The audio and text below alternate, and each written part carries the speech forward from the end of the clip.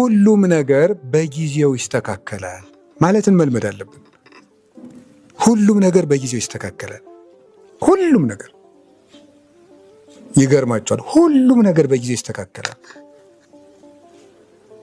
እንዲስተካከል የምንፈልገውን ነገር እኛ ባናስተካክለው ሌላ ሰው ያስተካክለዋል።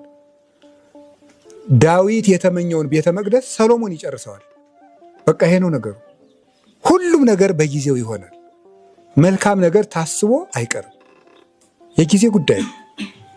ሁሉም ነገር በጊዜው ይሆናል የሚል ሊኖረን ይገባል።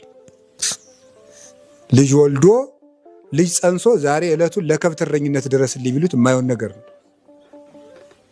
የማይሆን ነገር ነው። ባቄላ ዘርቶ ዛሬ እሸት ቀቅዬ መብላት እፈልጋለሁ፣ የማይሆን ነገር። በርበሬ ተክሎ ዛሬ ዕለቱን ድቁስ መብላት እፈልጋለሁ፣ የማይሆን ነገር ነው። ሁሉም በጊዜው ይሆናል። ስለዚህ የጊዜ ለጊዜ መስጠት፣ በትዕግስት እንሩጥ የሚባለው ይሄ ነው። ሰውንም ቢሆን ከጠበቅነው ይስተካከላል።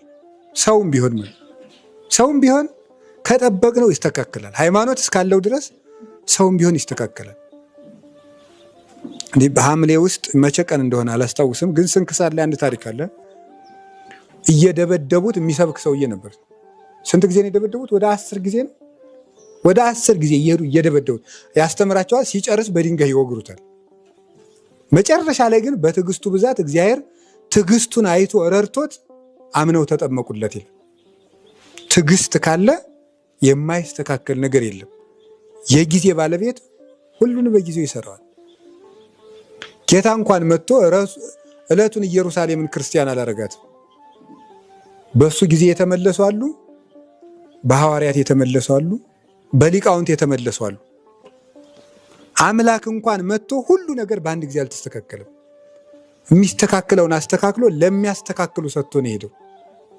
ሁሉንም ለጊዜ መተው ጥሩ ነው።